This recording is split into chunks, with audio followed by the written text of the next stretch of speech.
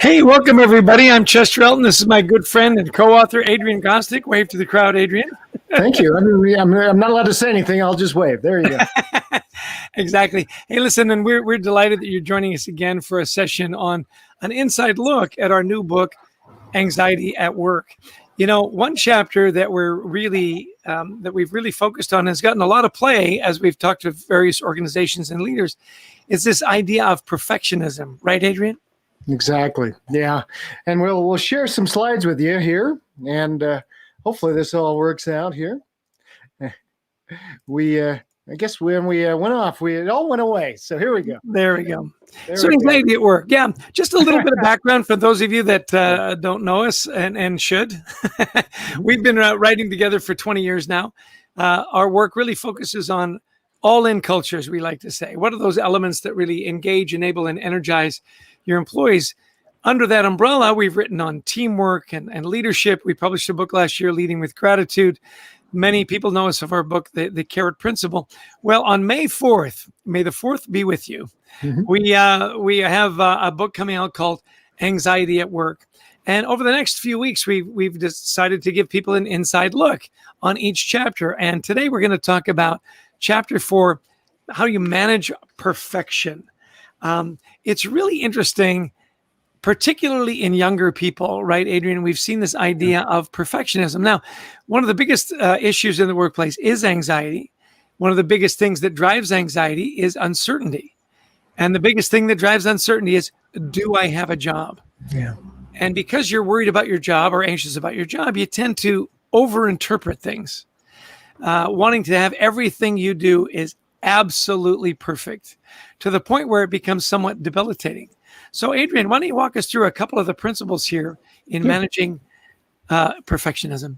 Yeah, no, it's a great, and that was a really great analysis of it. You're right. From big picture, I worry about, the world and our core organization, to my role in this organization, to I feel some paralysis of, I don't want to put myself out there and try something, especially something new, if I could, have the axe fall if I fail. So we began hearing this a few years ago, actually, rising levels of perfectionism, where leaders would tell us. I remember interviewing one president of a company. She told me, she says, I really have a hard time getting my younger employees to start, to just get doing something.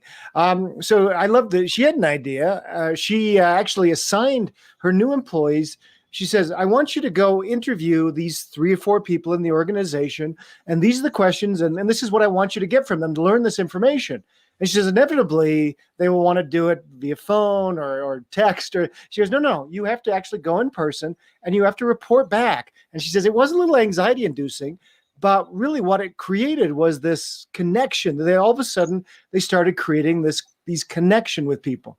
Now, the problem with perfectionism, and many of us suffer from this, especially younger people, is that many cases back in our day, Chester and I were told back in college, this is your answer to that ubiquitous question, what's your greatest flaw? When you were looking for a job, you're supposed to say, well, I'm a perfectionist. Now we have realized that's a terrible answer. It's a terrible thing to be. We want diligent strivers. Perfectionists can really hurt us. Here's a great little example. Let me start this up. What would each of you say is your worst quality? Well, I am a workaholic. Well, I push myself too hard. Well, it takes me a long time to learn anything. I'm kind of a goofball. Okay, that'll do. Little stuff starts disappearing from the workplace. That's enough. Next, there's a problem with the reactor. What do? There's a problem with the reactor? We're all gonna die! And only at the Springfield nuclear plant can Homer get the job eventually, right? You know? Yeah. That's the part about that video that I love. He actually gets the job. I mean, who did they go through? Adrian, it is so interesting when we do these, and I love these live streams. That all the people that join us from all around the world, Alex from Cambridge, and we've got our good friend Shane Kemp.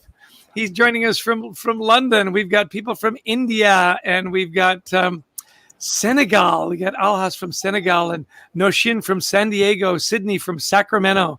So welcome to the show. We know that you've got issues with anxiety because we all do. And so we'd love for you, if you have any questions about, particularly this thing about perfectionism, put it in the chat box and let's have a conversation.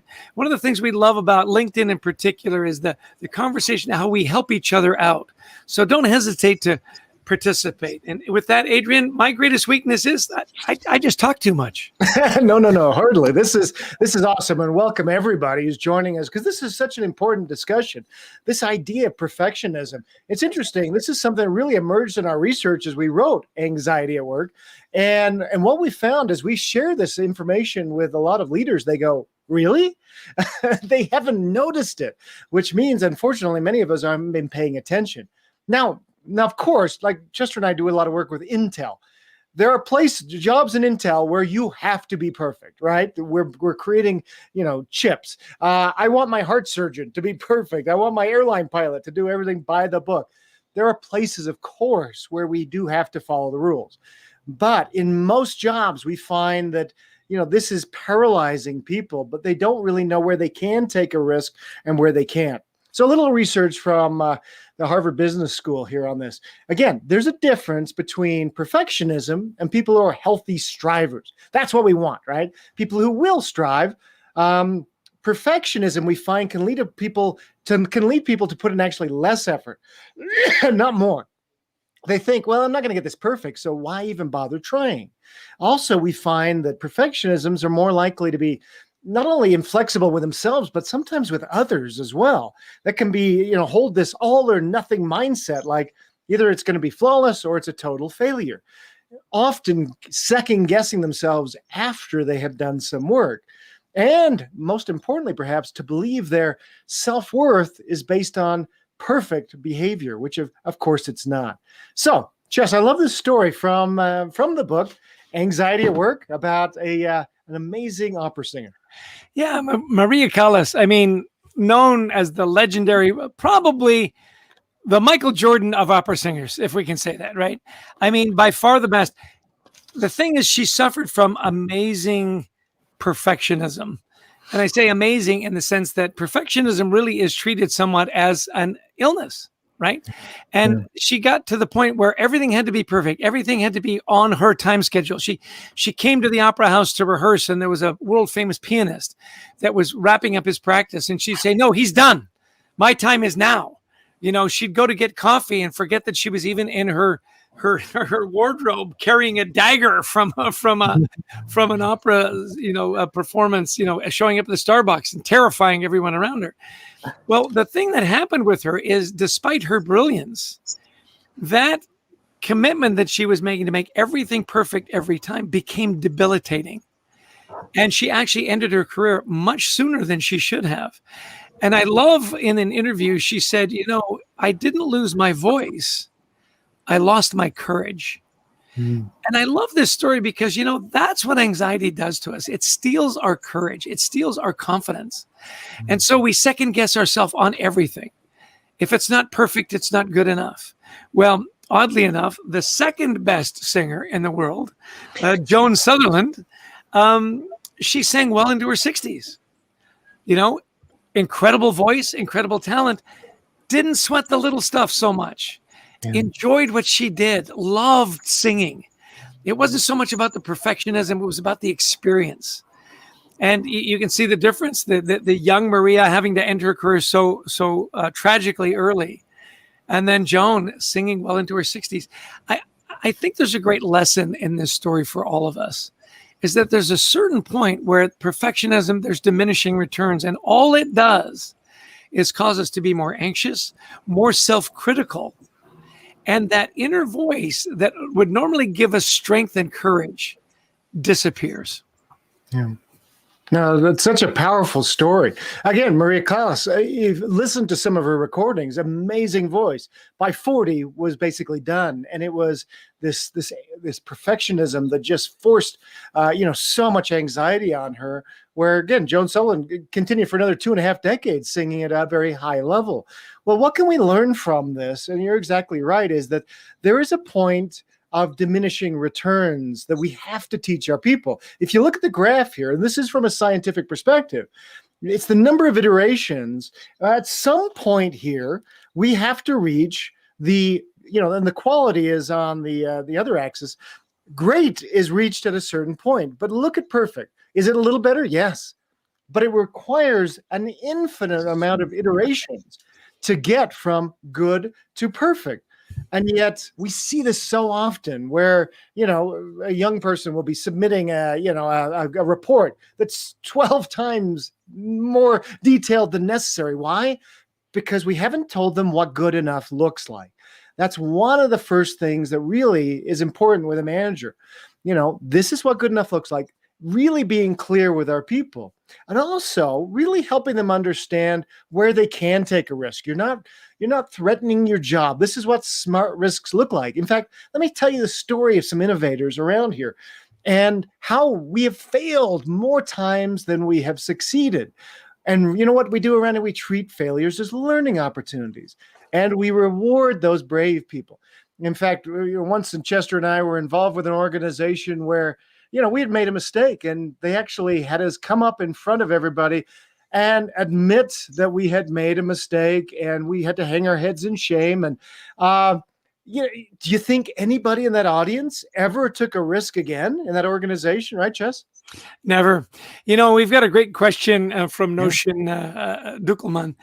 How do you differentiate between excellence and perfectionism? And I think this graph notion is a good response. You set expectations, right? Perfectionism is that part where, as Adrian said, in certain products, you want it to be perfect. If they're going to put an artificial heart valve in me, I want that to be perfect, right?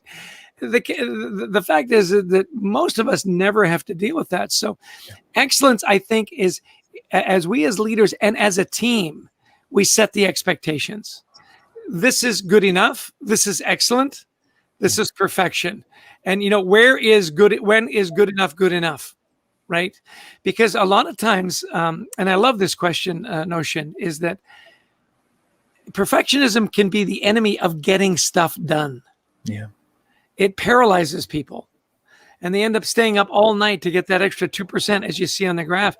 There's so much more effort that goes into that last little 2%, when in most cases it doesn't matter. So as teams and leaders, we've got to set that expectation, which I think is really important.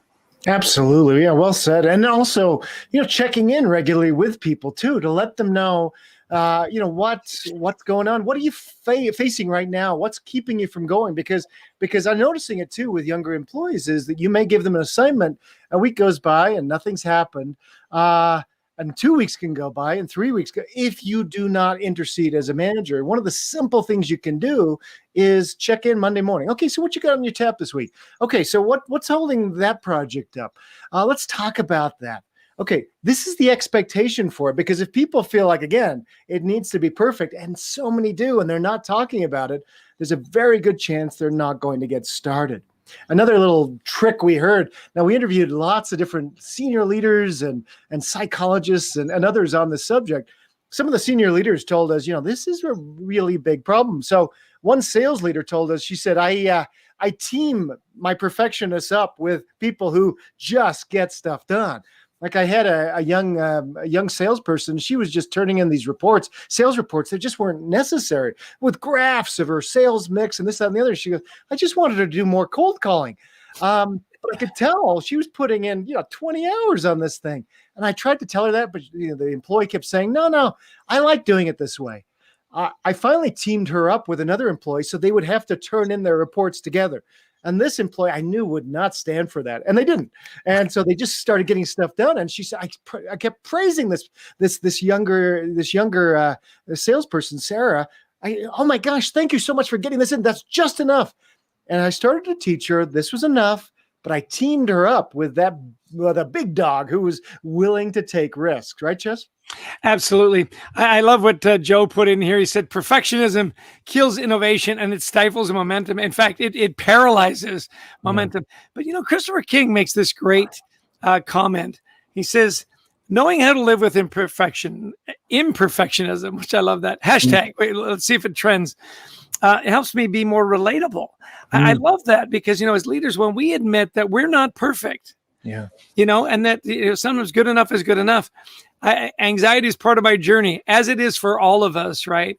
And you learn how to manage it and have coping mechanisms. I'd love for you, Christopher, to put your coping mechanisms in the chat and share them with everybody else because, you talk about imperfection. And I love at the beginning of this chapter, there's a great quote. It's actually an Egyptian proverb. I don't know if we have anybody from Egypt tuning in yet, but it says, a beautiful thing is never perfect. And I want to tell you just a quick story. I go to church every Sunday, unabashed, faithful member of my church. And I have a leadership position. And it was interesting. We had a musical number and we'd asked one of the missionaries in our congregation to play this musical number. And he was just a great young man. And he said, look, I'm not a professional pianist. This is my offering today to the spirit of the meeting.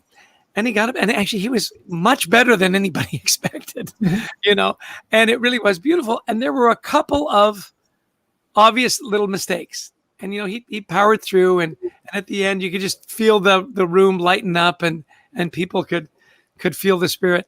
And at the end I went and thanked him and I said, your effort was perfect in its imperfection. Because I just loved the fact that it wasn't perfect. None of us are. Well, it brings us to our favorite company, right? WD-40. And I never leave home without it. Here's my can. It's the travel size. I keep it right here just in case, the keys in my laptop freeze up. Just kidding. Don't ever spray your laptop with WD-40. Don't do that. Yeah. What I love, and let's see if we can get some engagement in the chat box here. Yeah. WD-40, everybody's got a can. Does anybody know what WD-40 stands for? Can we get a little engagement in the chat box? Does anybody know? What does WD-40 stand for? Or does anybody know how to Google? Yeah. Pooja, Alma, Joe, come on. What is WD-40? What's your best guess? We've got Syed. What do you think? WD-40. Okay, I'll tell you. WD-40 actually stands for water displacement 40th formula. The key to that is it was the 40th try that got it right. These guys were actually mixing it in their bathtub. And they had 39 formulas that were just not quite right. The 40th formula was perfect. Well, as close to perfect as they were going to get, right? So what's really interesting is in their culture, now Gary Ridge is their CEO, good friend of ours. Their culture is a tribal culture. Because a tribe is different than a coworker or an associate, right? In a tribe, you defend each other, you celebrate together, you look out for each other. He said at WD-40, we don't make mistakes. We have learning moments. We're learning moments. Isn't that interesting? Yeah. And so he says, no one's ever afraid to admit a mistake. No one's ever afraid to not be perfect because we say, okay, well, what happened? Well, what did we learn? How can we prevent that mistake from happening again? And what are we going to take forward? It's just such a wonderful philosophy that creates what so many people talk about, this, emotional safety or psychological safety in the workplace. And what are the results of WD-40 since Gary took over, Adrian? Oh yeah, he's it's a tenfold increase in sales, a 99% employee engagement score. It's amazing what happens when you help people feel safe in the workplace. We like to call it emotional safety in the workplace, and that's what they've really created there, right? By making it okay to take risks and letting people know this is a smart risk. Don't worry about it. Go for it. Yeah. Christopher, thank you for throwing up your coping mechanisms here. This is great. You're writing a journal. I do too. I'm a big journaler. Mindset of Starting the Artist's Way. That's a great recommendation by Julia Cameron. When you go on Amazon, you can buy 2 books. You can buy Anxiety at Work, and then you can also buy The Artist's Way. I agree with Christopher on reading. Adrian, at the end of the day, I try to read a good book.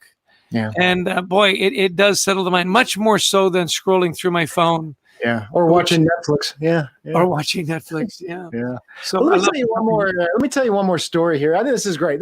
Now, Anxiety at Work, our new book, was co-written by Anthony Gostick, my son, who's is a genetics researcher, and so he loves the scientific world. This is a great story. I don't think I've even told Chester this story yet. So Arno Penzias was this researcher at Bell Laboratories back in the 1970s, and David Wilson was this new PhD who joined his team. Now, back in the day, Bell had this, before satellites were up there floating around space, we actually communicated with each other, especially the scientific community, by bouncing signals off these metallic balloons up in space. And they would come down into, you can see behind the scientists here, they would come down into these big, receivers, these antennas. It looks like the old satellite dishes. And so they would receive signals from basically space, and then these are up for, tens and tens of thousands of feet in the space. Well, when satellites were finally introduced, all these receivers became obsolete, and they were sitting around the country. So Penzias went to his bosses at Bell and said, why don't we, I'm a physicist, why don't we do something interesting with these, and let's try and discover some things out in space. But instead of pointing them toward planets and galaxies, which other people were doing, he says, let's point them toward the empty parts of space. Well, they started getting these really interesting readings. They started hearing all this buzzing and an interesting sort of phenomenon going on. Well, they couldn't figure it out. They tried eliminating all these. They really spent months and months on this until finally somebody said to them, have you looked inside the receiver? And they go, no. So they peer down in there and they find that there's a whole family of pigeons living in there. And they went, okay, this is rather embarrassing. We've been writing and publishing and telling all the academic community about our research, and there's frickin' pigeons living in our receiver. So they clear out the pigeons and they start again, but they're still hearing some interesting noises. So they try pointing it to like a metropolitan area like New York City and try to eliminate everything. And they just still can't figure out what's going on. Well, finally, a guy named Robert Dyke at Princeton University publishes a paper suggesting that there should be sort of radiation that is left over from the Big Bang. Nobody has been able to prove this Big Bang theory so far. So Penzias and Wilson get a hold of Dyke there at Princeton. They start talking and they start doing some measurements. And they realize that what they're hearing is background noise and radiation from the Big Bang. Pretty remarkable. They start publishing their findings, and the result, in just a few years, they're awarded the Nobel Prize in physics. Now, isn't that amazing? I love this idea of, were they humbled? Were they, yeah, sure. But they just kept going. They went, yeah, it was pigeons. It wasn't this, it wasn't that. They weren't stopped by this huge, embarrassing mistake. So what I want you to do for just a moment, I want you to think about the dumbest thing you've ever done at work, the biggest mistake. And I would challenge you, and Chess, you pipe in here, because I think you might agree with what I'm saying, is I think that big mistake probably taught you more than all the successes, or many of the successes you've had in business. Would you agree? Absolutely. It is interesting that we're wired to remember our mistakes probably more than our successes. Yeah. So I love this exercise, and I'd love for you all that are listening in, just drop in a couple of, what were some of the lessons that you learned from the last mistake you made? And it's really interesting. So, Adrian, anything come to mind for you right now? Well, boy, this is the embarrassment. Well, once I tried to beat Chester Elton I was making a presentation. I tried to do something that Chester had done, and it did not go over well. And and I learned there are things that Chester Elton can get away with that I would never be able to. So I kind of learned you be yourself. And even though it's embarrassing, and I still remember it a decade later, it really did teach me, I think, more than many of the successes that we've had. Yeah, it is interesting. I look back, and of course you tend to look further back for mistakes. And And I often look at things that, and I think this is so true. Some of the mistakes I made were things that I should have done that I didn't do. You know, that I could have been more kind, that I could have been a better listener, that I could have been more engaged. And I regret those opportunities. You know, as our friend Marshall Goldsmith says, though, you know, you can't change the past, so you let it go. One of my favorite quotes is from Mother Teresa. I have it up on my board where she says, "Yesterday is gone. Tomorrow has not yet come. We have only today. Let's begin." So I think that idea of the 40th try, you know, we just keep trying. We do our best. And again, as imperfect as we are, so many times our best is good enough. Yeah. Love this comment from Christopher King here. Try again. Getting it right the first time is rewarding, but I find that putting an effort into why it doesn't work is more appreciative in my experience. Love that idea, Christopher. Yeah. Yeah. Really good to share. You know, I love, you know, Beth, that you showed up, and Joe and Pooja, and we've got a lot of folks coming in from all over the world. Thank you so much for your time, for Christopher, for your comments, for Notion, for your great questions. You know, it's really a pleasure. I love LinkedIn so much. Old friend Jason Armistead is tuned in. Jason and I used to work at Boy Scout camps back in the day. It was so much fun, feeding all those kids and keeping them alive because they were desperately trying to kill themselves, you know, at the archery range. It really is a pleasure for you to give us your time. I'll tell you, our mission on this book, Leading with Gratitude, is to take away the stigma in the workplace that is so often associated with mental health and anxiety. You know, we often say, right, Adrian, if I told somebody I had the flu, they'd say, definitely don't come in, take some time off. Yeah. And yet if I say, hey, I'm just overwhelmed, I need a mental health day, there's something about that just, you know, is still, there's a stigma. Only 10%, right? Only 10% of people are feeling safe in their workplace to talk to their managers. So please help us spread the word. We'd love for you to buy our book, obviously. Spread the word, you know, be kind, be generous, be of service to each other. Create those safe environments where people can talk about this issue. For us, it's very personal. You know, we've had family members struggle with it. We have struggled with it. And Adrian, I'll give you the last word as we wrap up the last couple of minutes. Hi, I just saw somebody had asked to see the graph one more time. And, you know, and another, I love this comment from Beth Maurer, who says, you know, great analogy is the game of baseball. You know, the best players in the history of the game have never hit more than 4 times out of 10. Yeah. You know, they strike out as much as they get on base because it's a really hard game, you know, putting that little, you know, connecting this little bat to this ball that's moving at 100 miles an hour. Yeah. So, you know, so great comment. So thank you, everybody. Yeah, we've loved sharing this idea. And it's one that it's really, it's a tough issue to gain and, you know, kind of a perspective of in 30 minutes. But it's one that we really need to start understanding and start really being, you know, watching for in our team members and ourselves, and realizing that we'll never be perfect. And that you know, great things only happen when we realize that we're going to make mistakes. There'll be pigeons in our life. You know, there'll be 39 mistakes along the way on the way to something great.